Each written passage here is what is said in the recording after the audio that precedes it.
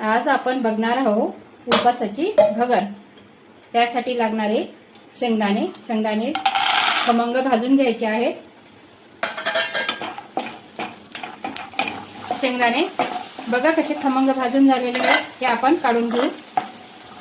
याच्यामध्ये बटाटा फ्राय करून घेऊ।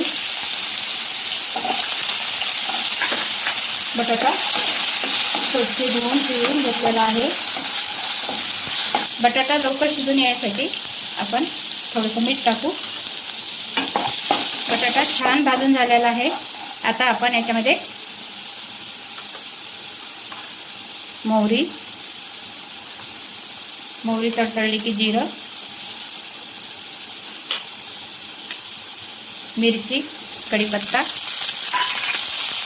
परतून घ्यायचा आहे। त्याच्यामध्ये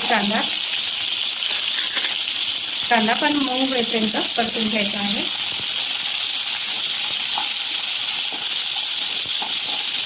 आपण पहिले पण मीठ टाकलेलं आहे आणि अंदाजानं हे मीठ टाकून घ्यायचं। आता याच्यामध्ये भगर टाकून घ्यायची आहे। भगर धुवून घेतली, त्याच्यामध्ये परतून घेऊ आणि याच्यातनी गरम पाणी टाकू।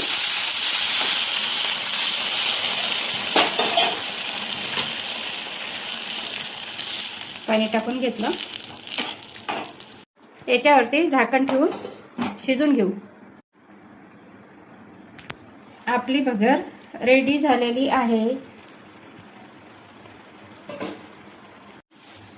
भगर रेडी झालेली आहे। याच्यामध्ये शेंगदाणे, उपास जर नसेल तर तुम्ही कोथिंबीर पण टाकू शकता।